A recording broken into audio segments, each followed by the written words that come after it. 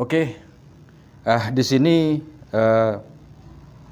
kami selaku Meliala Tanjung Muda setelah muncul di media ada beberapa di sini muncul pertanyaan-pertanyaan dari keluarga, teman, ada pertanyaannya. Di sini dia bertanya tentang bagaimana melaksanakan itu, apakah sesuai dengan apa agamamu? Itulah pertanyaan saya terima dari rekan-rekan, dari teman-teman. Di sini saya jelaskan bahwasanya kalaulah agama, pemahaman saya, pertama dulu kalau saya selaku muslim itu hanya kepada Allah Subhanahu wa Ta'ala, itulah sebagai tuntunan saya. Kenapa seperti itu? Bagaimana caranya? Saya memahamkan tak usah jauh-jauh tentang pemahaman agama. Pertama dulu yang harus kita pahamkan tentang agama muslim, khususnya saya, harus dicamkan benar-benar apa sebenarnya istighfar itu. Astaghfirullahalazim allazi la ilaha illallah wal hayyul qayyum wa atubu ilaih. Wala haula wala quwata illa billahil aliyul azim.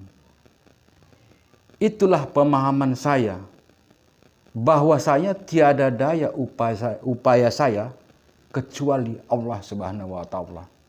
Artinya, pemahamannya kita dituntut supaya tidak boleh angkuh, tidak boleh sombong, tinggi diri, menganggap kita yang paling berkuasa. Jadi kita seharusnya netral. Itulah pemahaman saya. Di balik ucapan itu, haruslah kita dudukkan ucapan itu dalam hati kita, yaitu syahadat kita sendiri atau saksi kita sendiri. Itu pemahaman saya. Itu maka saya, suku Karo Meliala Merganya Tanjung Muda, yang seperti ini saya laksanakan sebagai penghormatan kepada leluhur orang-orang tua terdahulu. Supaya apa?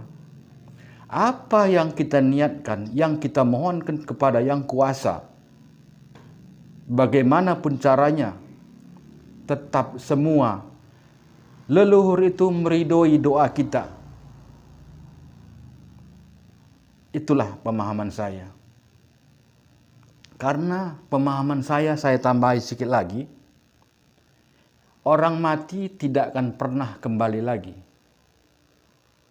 Tapi menurut pemahaman saya, hanya kalau di muslim hanya satu kali bisa dia kembali ke rumah masing-masing, itu malam takbiran. Melihat anak-anak cucunya.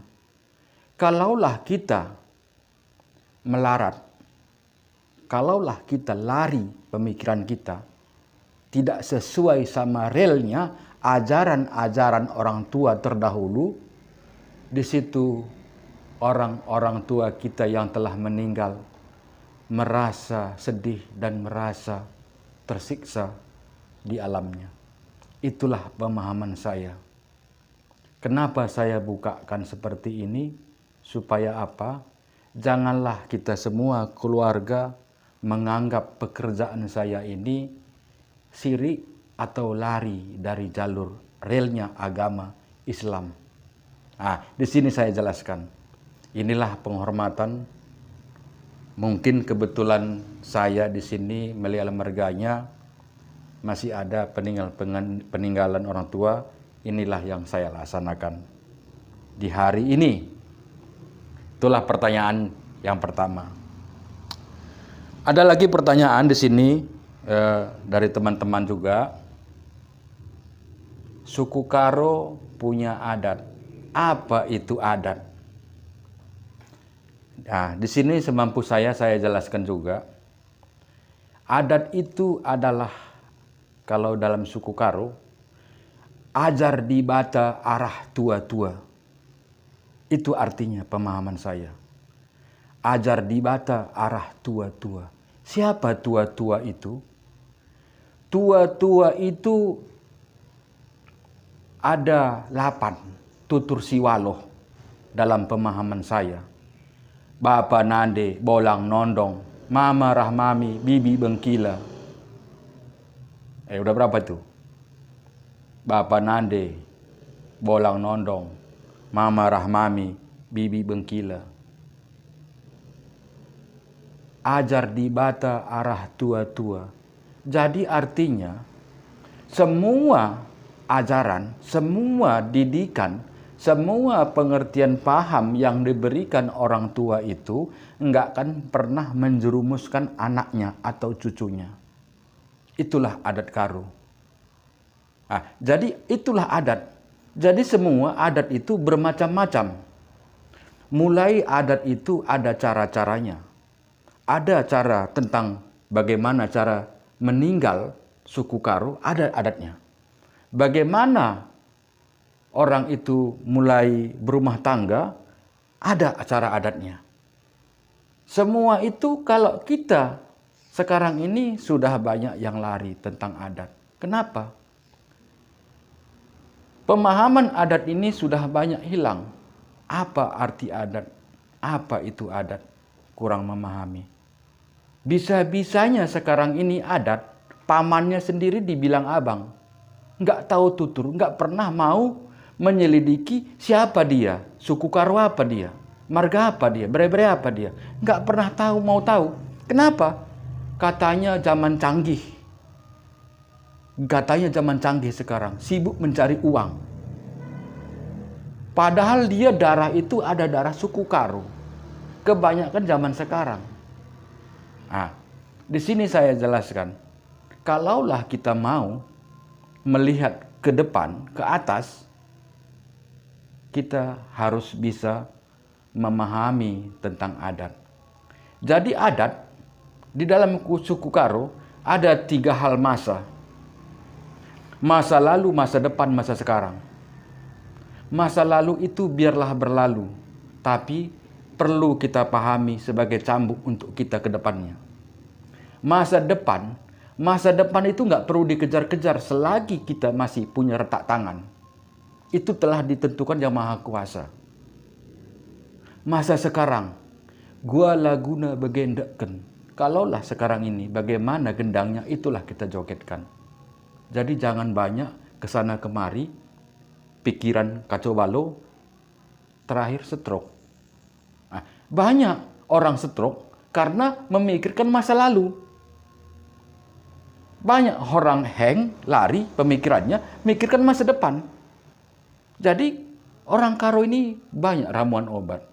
Jadi obat yang terbaik untuk kita suku Karo, masa sekarang, gua laguna bagi ajendeken. Kalaulah ke ladang kita ke ladang. Kalaulah kerja kita, silahkan kerja. Jangan banyak neko-neko. Itulah orang Karo. Jadi semua itu adat peraturan, ada peraturan. Kenapa saya seperti ini? Saya rajin bertanya dulu kepada orang-orang tua saya dulu. Memberikan pengarahan, saya tampung yang terbaik. Jadi suku Karo ini mempunyai 2 kata. Kata tenteng sama kata tuhu. Membedakan zaman sekarang ini, suku Karo pun tidak tahu menau kata tenteng sama kata tuhu. Kata tenteng itu, kita seperti di luar, bercanda gurau, silahkan. Yang penting asik-asik aja, oke-oke aja. Yang penting oke, yang penting meriah. Itulah kata tenteng. Supaya dia terangkat meriah rasanya, kita pakai kata tenteng. Tapi yang saya bicarakan ini, saya mohon maaf kepada Allah Subhanahu wa Ta'ala, bukan saya pamer. Tapi untuk kebaikan anak-anakku, saudara-saudaraku, khususnya Meliala Mergana, supaya jangan menganggap penganggapan orang ini pamer. Bukan. Kata tuhu yang saya ucapkan sekarang ini, inilah yang sebenar-benarnya, kata tuhu. Kenapa saya berani seperti itu? Banyak anak-anak sekarang ini Dalam pendidikan atas saja sudah kena narkoba. Banyak anak-anak sekarang pengangguran, sudah lari ke dugem. Ini yang terbanyak sekarang ini. Jadi itu saya berani-beranikan supaya apa? Ucapan seperti ini Allah maha tahu. Kebaikan saya ucapkan ini supaya jangan ada menurun kepada anak cucu saya nantinya. Yang terbaik saya ucapkan. Itulah tentang adat. Nah, jadi adat ini banyak, panjang ceritanya. Nah, panjang ceritanya tentang adat ini.